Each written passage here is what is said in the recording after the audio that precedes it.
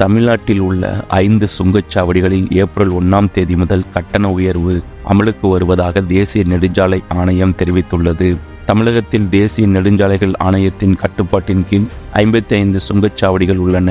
இவற்றில் ஆண்டுதோறும் April 1, September 1 ஆகிய தேதிகளில் கட்டணத்தை மாற்றி அமைப்பது வழக்கம். இதனிடையே சுங்கச்சாவடி கட்டண உயர்வுக்கு போக்குவரத்து அமைச்சகத்தின் ஒப்புதல் அளித்ததை அடுத்து ஏப்ரல் 1ஆம் தேதி முதல் கட்டணம் உயர்த்தப்படும் என தேசிய நெடுஞ்சாலை ஆணையம் அறிவித்துள்ளது. அதன்படி அரியலூர் மாவட்டம் மணகெதி, திருச்சி மாவட்டம் கள்ளக்குடி, வேலூர் மாவட்டம் வல்லம் ஆகிய சுங்கச்சாவடிகளில் கட்டணம் உயர்த்தப்பட உள்ளது. அதேபோல் திருவண்ணாமலை மாவட்டம் இனம் கரியாந்தல், விழுப்புரம் மாவட்டம் தென்னமாதேவி ஆகிய சுங்கச்சாவடிகளில் கட்டணம் உயர்த்தப்படுகிறது. ஒரு முறை பயணம் செய்வது மற்றும் ஒரே நாளில் திரும்பி வருவதற்கான சுங்கச்சாவடி கட்டணம் 5 முதல் 20 வரையிலும் உயர்ந்துள்ளது. மாதாந்திர சுங்கச்சாவடி கட்டணம் 100 முதல் 400 வரையும் உயர்த்தப்பட்டுள்ளது.